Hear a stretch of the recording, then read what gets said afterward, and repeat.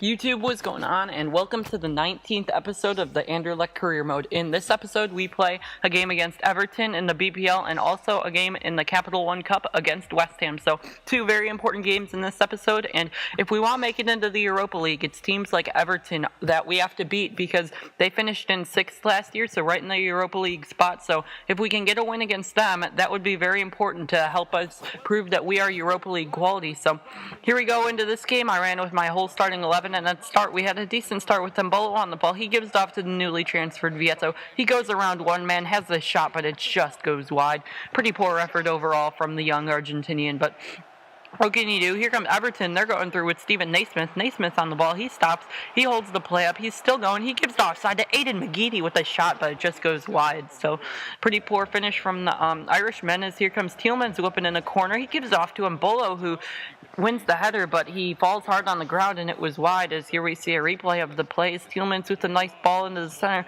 and Mbolo wins the header, but he does go down hurt, so I'll have to bring in Enis Unal for this game. No, actually, Yusuf Poulsen is coming in for this game, so he will replace Mbolo, as here comes Poulsen near the end of the first half. He's dribbling, he gets kind of taken out and pushed off by Leighton Baines, and that's a foul. So here comes Stephen Dufour on the ball to take it. I bring the three guys. It's a short corner to Stephen Dufour. Dufour takes it. He shoots. He scores. Stephen Dufour with the goal in the 45th minute to give Anderlecht the 1-0 lead over Everton. A good goal by him. Just a fantastic finish. The power shot from the short corner, as that worked really well, as that's the end of the first half. So yeah, Stephen Dufour got an assist in the only goal in the second game, and now he got the only goal so far in the Everton game. But now here comes Everton. They're looking to tie the game up. It's Oviedo inside Naismith. Naismith to James McCarthy with the diving header, but it just goes a little wide. So here comes Anderlecht again. It's Van der Born playing the 1-2 with Poulsen.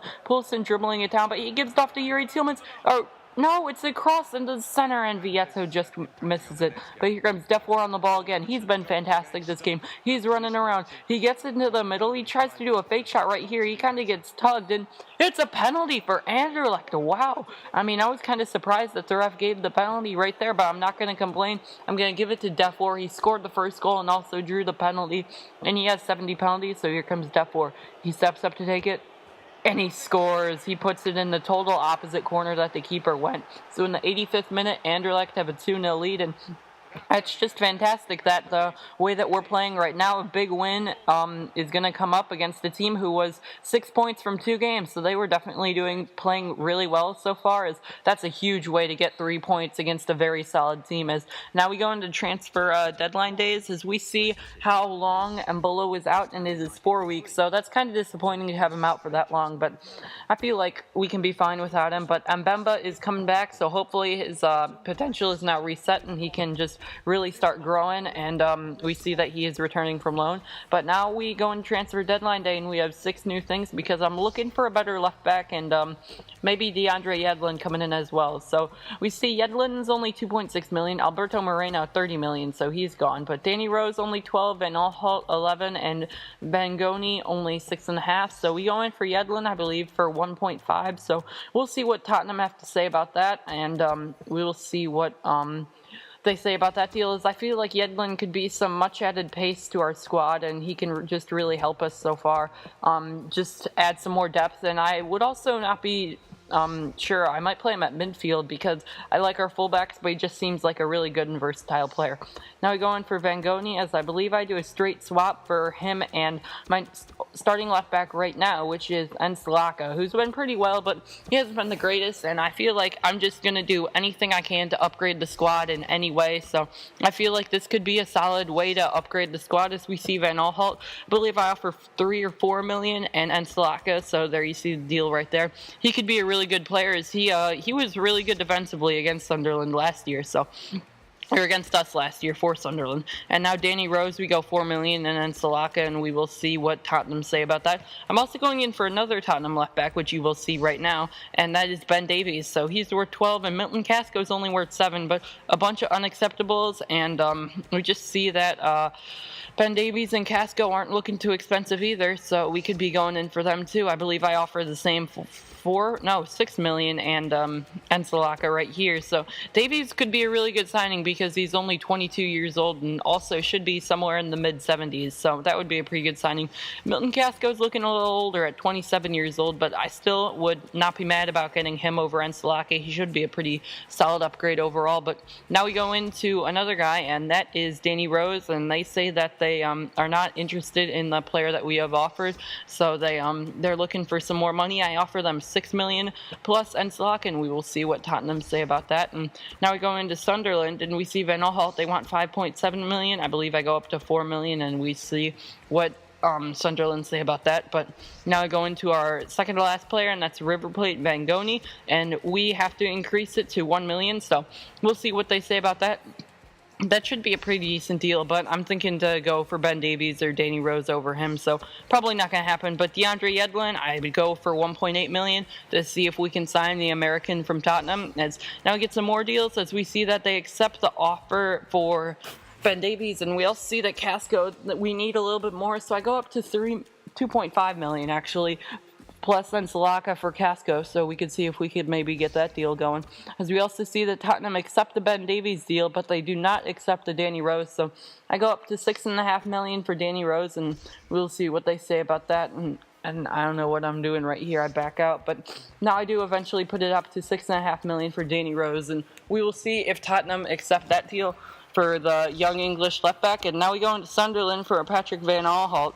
He's a pretty good player, but I don't know if I'm going to get him over the likes of Ben Davies and Danny Rose. I offer 4.5 million. We'll see what Sunderland say to that.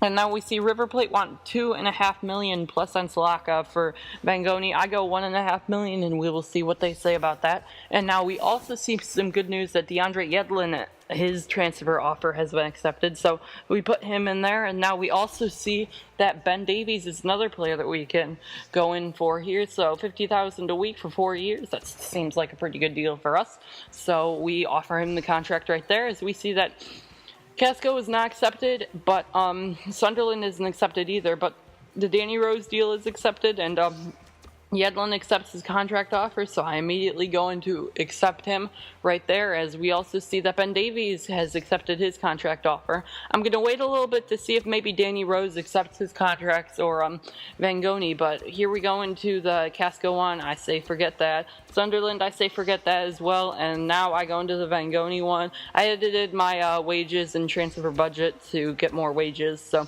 now we go into here as I'm giving Danny Rose his contract is just playing 70,000 3 years, just what he wants. Is he says he wants to know the roles, so I give him important first team player, which is a little bit better than he is at Tottenham, so hopefully he says yes to that, and we will see if he says yes to that, and then I have a decision to make. But we still have these two guys who accepted their contract offer. He says no, he wants a bigger role, so I give him crucial first team player, and he does accept that role. So now I have a decision to make of which left back to get. As I also went back in for Will Hughes because we had some more money, but they said no, so it's either Danny Rose or Ben Davies or also Lionel Vangoni.